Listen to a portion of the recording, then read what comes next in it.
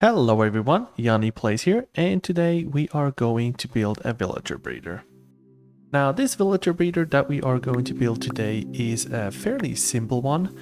It's always my first farm that I'm building, or one of my first farms that I'm building, and as you can see I'm still rocking iron, so I'm not very far ahead in the game as of right now. Now this farm that we are building today is going to be a hands-off farm, so once everything is built it is just going to supply you with more and more villager, and usually when I build them I have plenty of villager for the rest of my Minecraft journey. Now to build the whole farm it's probably going to take about 2 hours. Of course this video is not going to be a full 2 hours, we're going to cut it down, but it is a very simple farm to build. Now when you build this farm I recommend building it somewhere close to your base, somewhere underneath your base, because when you do that, then you are having a constant flow of new villagers. Now, one thing that we have to consider is that there is going to be about a 100 block tall tower. In this world here, it is not a problem. Here on the Infinite Realm, we are playing on Amplified, and this mountain here is way more than 100 blocks. However, you can conceal that in any other way. In some worlds, I built towers around it. In my current single player world, I actually have jungle trees that cover everything up. But as always, before I build something, I would like to explain how it works. So that villagers can breed, we have to have two different things. First, the villager needs to be willing. Second, there needs to be enough room for another baby villager. Well, how do we get them willing to breed? A villager becomes willing to breed if you trade it with them, but that would mean it would not be a hands-off situation, or if they have enough food. And that's something that we can automate. Now a villager also needs to have enough room, so that means that there need to be at least one available bed. Now, as soon as a villager is within the radius of 50 blocks of a bed, a villager will claim that. And once a bed is claimed, we cannot have another villager claiming that. Now to get a villager to unclaim a bed, we need to move this villager 100 blocks away from this bed. So let's go on top of this mountain and get started. Now to build this farm we are going to use fairly basic blocks.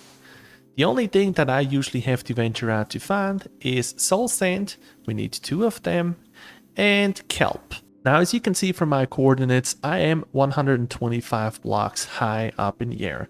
Now if you build this farm and you may start at 60 or 70 or 80 blocks high, then you just have to build up the tower until you are at about between 100 and 110 blocks tall. I recommend going 110 so we have a little bit of wiggle room. Now I'm about 110 blocks above the bedrock. Now down here we are going to dig all the way down to bedrock. So up here everything is fairly simple. We are going to have a bubble column elevator bringing all of our villagers up here. They're being flushed over into this area and they are just in this holding cell until we need them. Alright, well, let's dig this hole all the way down to bedrock. If you are getting into an area where you get into a cave or into, in my example here, into a strip mine, you are just going to close off everything around it so that once we put water on, we're not going to have an issue with the water running out.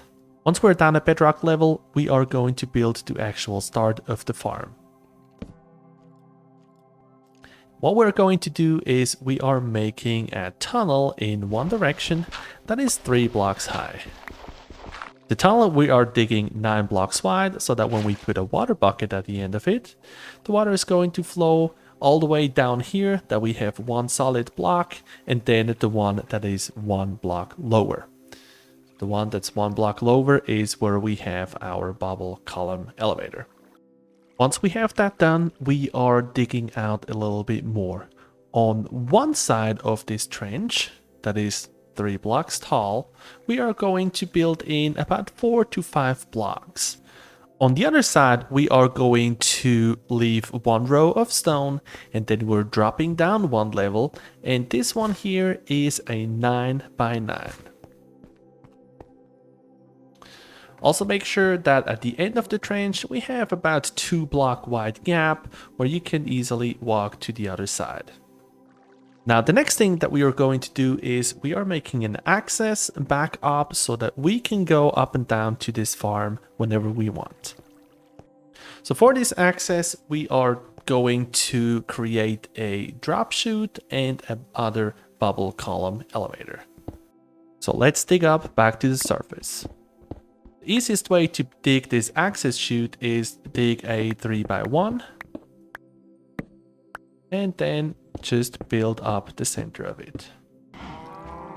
Now that we're on the top, we can get our bubble column elevator in. For that, let's make 4 fence gates and then drop water in one of the 2 tubes. Now at the other tube, I already have water at the bottom, so let's just drop down. Now let's put 2 fence gates up. We can open them up so that we don't have any water spilling out. We drop the soul sand in, and next we are grabbing our kelp. So now let's just place the kelp all the way to the top. When we place kelp in a flowing water block, it is going to convert it into a solid block, and the solid block with the soul sand underneath is going to give us the bubble column. Now this one here was just about 55 blocks tall, and as you could see I was already starting to run out of air bubbles. So when we're going to work on our tall column, the 100 block column, we have to make sure that we have ways to breathe. Now at the bottom of our chute, let's go ahead and create an infinite water source so that we don't have to go up and down every time we need water. Before we worry about the tall column, let's get our little farm here started. For that, let's grab some dirt and fill out this 9x9. In the center, we then put a slab that we are waterlogging. Now I'm usually just planting carrots, but you can use any crop. When that's filled out, we can get started on our tall bubble column elevator. Now if you have a decent helmet or if you have a water breathing potion, you can forego the next step. But since I don't have anything of that yet, I am going to place 50 ladders and go about halfway up this tunnel. When I'm 50 blocks up, I'm going to dig in into the wall about 3 blocks and place a torch. Now of course you also could have done that at the beginning while you were digging down, but I usually forget about it, and that's why I have to do this extra step here. Let's go down and remove all the ladders. At the bottom we are placing our other 2 fence gates and the block above so that we have just a 2 high gap with open fence gates. And at the bottom we are going to place a block of water. Now we're going all the way to the top of our tall bubble column elevator, and we drop a bucket of water in, and then we go straight through it. And we should fall through all the way to the bottom. Now let's just wait until the water is down here. While we wait for the water, we can put in our soul sand and get our kelp ready to build up. And next we are building up our kelp.